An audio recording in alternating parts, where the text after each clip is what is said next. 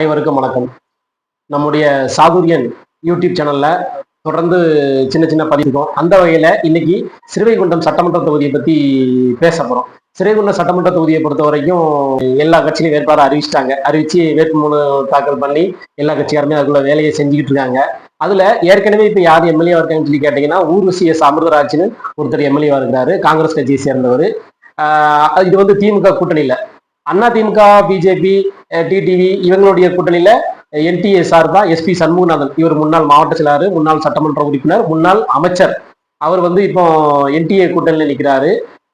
மூணாவதா பாத்தீங்கன்னா நாம் தமிழர் கட்சியில தம்பி சண்முக சுந்தரம் நிற்கிறாப்புல. அவரு நம்ம எங்க கால்வாய் பக்கத்துல உள்ள இருப்பைகுளம் கிராமத்தை சேர்ந்தவர். நான்காவதா பாத்தீங்க அப்படின்னா தாவேக்கா சார்பில் சரவணன் சொல்லி ஒருத்தர் நிக்கிறாப்புல. அவரும் சிறைகுண்டம் சட்டமன்ற தொகுதிக்குள்ள தொகுதியை சேர்ந்தவர். அஞ்சாவதா பாத்தீங்க அப்படின்னா திருமதி சசிகலா அவர்களுடைய கூட்டணியில இருக்கக்கூடிய அகில இந்திய ஃபார்வர்ட் பிளாக் கட்சியில உள்ள கால்வாய் எஸ் முத்துராமலிங்கம். இப்படி 5 பேர் இந்த தேர்தல் களத்துல 5 முறை போட்டியா இன்னைக்கு தேர்தலை சந்திக்கிறாங்க.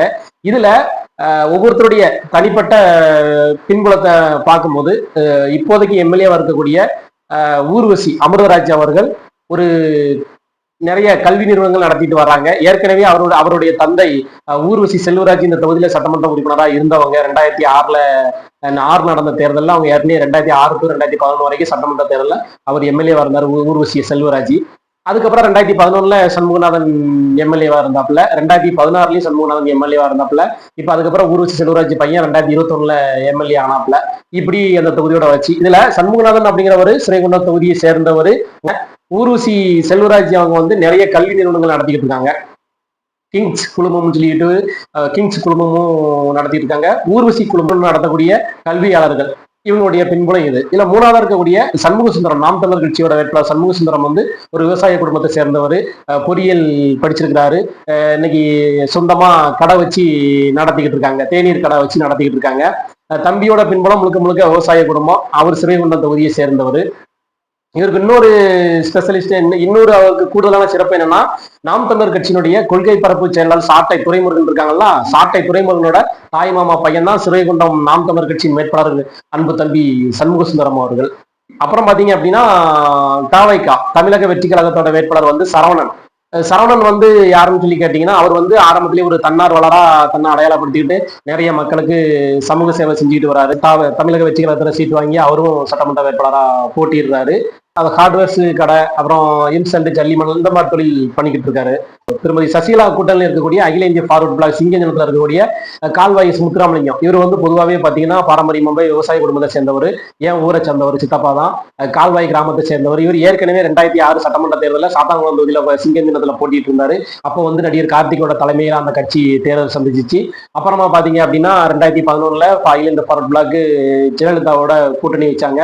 அப்புறம் தொடர்ச்சியாக அரசியல் மாற்றங்கள் நடந்துச்சு. இப்ப 2026 திரும்பவும் திருமதி சசிகலா அவர்களோட இணைஞ்சு இப்போ சட்டமன்ற தேர்தலில் போட்டி போடுறாங்க.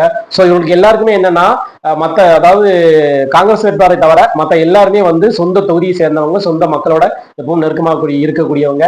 காங்கிரஸ் வேட்பாளர் மட்டும் உள்ளூர்காரர் இல்லை அப்படிங்கிற ஒரு மனநல மக்கள்கிட்ட இருக்கு. ரெண்டாவது இல்லை யாருக்கு சாதகம் யாருக்கு பாதமா இருக்குன்னு சொல்லி கேட்டா, முறை 2006 சட்டமன்ற தேர்தலில் ஊர்வசி செல்வராஜ் அவர்கள் வெற்றி பெற்றதற்கும் முன்னாள் அமைச்சர் சண்முகநாதன் தோல்வி அடைந்ததுக்கும் கிட்டத்தட்ட அவங்க 1600 ஓட்டுக்குள்ளதான் அவங்களுடைய தோல்வி. சண்முகநாதன் வந்து தோற்றாரு. ஏன் தோற்றாரு அப்படின்னா, அப்போ வந்து அகில இந்திய ஃபார்வர்ட் பிளாக் கட்சிக்கு அதிமுக சீட்டு கொடுக்கல அப்படிங்கிற ஒரு கொந்தளிப்பு உண்டாகி அந்த சமயத்துல சிங்கம் சின்னத்துல வந்து சிறைகுண்டம் தொகுதியில சிங்கம் சின்னம் இருந்துச்சு. அந்த தேர்தலில் இவங்க 2 பேருக்குமான ஓட்டு வித்தியாசம் வந்து வெறும் 1600 ஓட்டு தான். 1600 ஓட்டுல தான் சண்முகநாதன் அவர்கள் வெற்றியை பறி கொடுத்தாங்க.